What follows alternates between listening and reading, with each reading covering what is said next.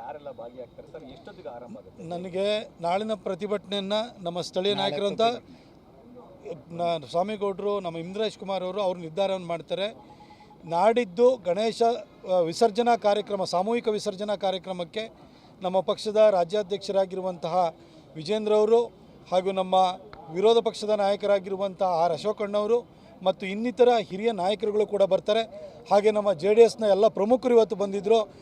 ನಿಖಿಲ್ ಕುಮಾರಸ್ವಾಮಿ ಅವರು ಬಂದಿದ್ದರು, ತಮ್ಮಣ್ಣವರು ಬಂದಿದ್ದರು, ಅನ್ನದಾನಿಯವರು ಬಂದಿದ್ದರು, ಪುಟ್ಟರಾಜಣ್ಣ ಬಂದಿದ್ದರು. ಬಹುಶಃ JDSನಿಂದಲೂ ಕೂಡ ಎಲ್ಲ ಪ್ರಮುಖ ನಾಯಕರು ಭಾಗಿಯಾಗ್ತಾರೆ ಅನ್ನೋ ಒಂದು ನಿರೀಕ್ಷೆ ಇದೆ.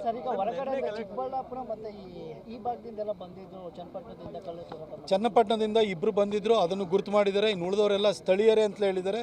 ಭಾಳ ಜನನ ಅರೆಸ್ಟ್ ಮಾಡಿದ್ದಾರೆ. ಪೊಲೀಸ್ ಇಲಾಖೆಯವರು ನಿನ್ನೆ ಬೆಳಗಿನ ಜಾವ 3 ಗಂಟೆವರೆಗೂ ಕೂಡ ಅವರು ಎಲ್ಲವನ್ನು ಪರಿಶೀಲನೆ ಮಾಡಿದ್ದಾರೆ.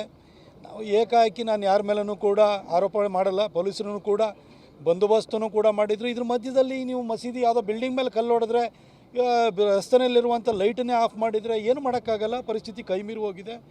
ಆದರೆ ಇನ್ನು ಮುಂದೆ ಈ ರೀತಿ ಘಟನೆಗಳು ಸಂಭವಿಸಬಾರ್ದು.